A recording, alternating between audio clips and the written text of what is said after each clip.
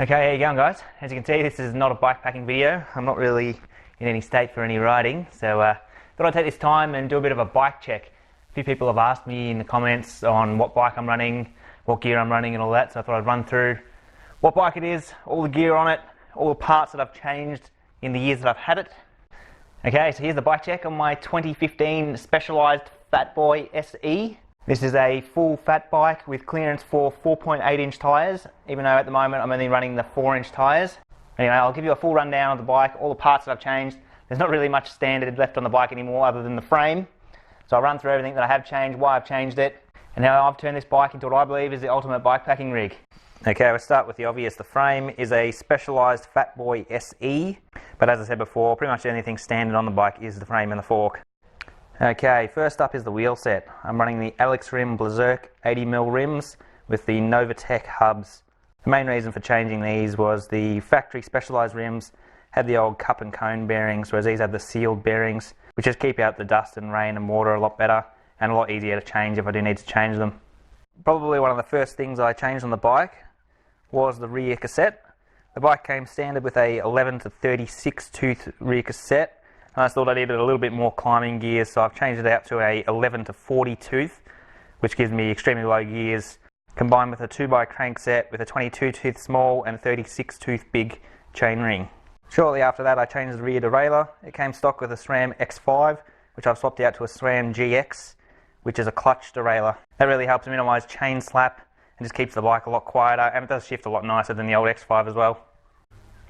The pedals that I'm running are the Race Face Chester plastic platform pedals. I much prefer the platform pedals over SPDs for bike touring, just much easier to get on and off the bike. And these platform pedals are lighter than pretty much any aluminium pedal on the market. I just find them really good, really grippy and a nice shape to them. Okay, moving up. As you can see here, I'm running a dropper post. It's not your average dropper post, as this frame doesn't have routing for an internal dropper post. This is just a basic lever one with the lever under the saddle. It's only 100mm travel, but I find that enough for bikepacking. Here's probably my favourite accessory on the bike, my trusty Brooks B17 leather saddle. This saddle's been on multiple bikes now, and I've probably done over 10,000 kilometres on it. As you can see by the shape, it's really worn in and extremely comfortable. I'll give you a quick demo of the dropper post, if I can do it one-handed, that is. Just a simple lever under the front of the saddle here. Bit hard without my body weight on it, but just push the lever, push the saddle down, pull the lever, saddle goes back up. Simple. Moving up to the front of the bike, to the cockpit. I get a lot of questions about these handlebars and what they are. The handlebars I'm currently running are the Love Mud Confucius handlebars made by Alpkit. Basically just a flat handlebar with the addition of this front loop, which really comes in handy for bikepacking. The ability to store extra gear, and more importantly, a nice solid bar for hanging the handlebar roll.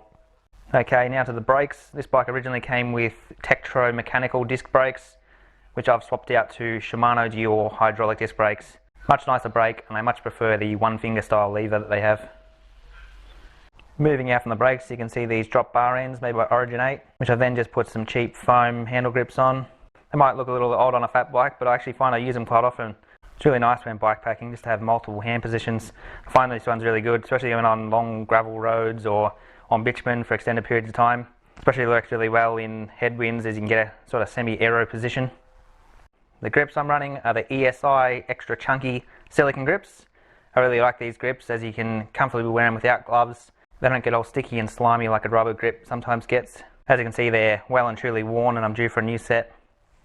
Okay, down to the forks. One of the most common things I get asked about are my homemade anything cage mounts.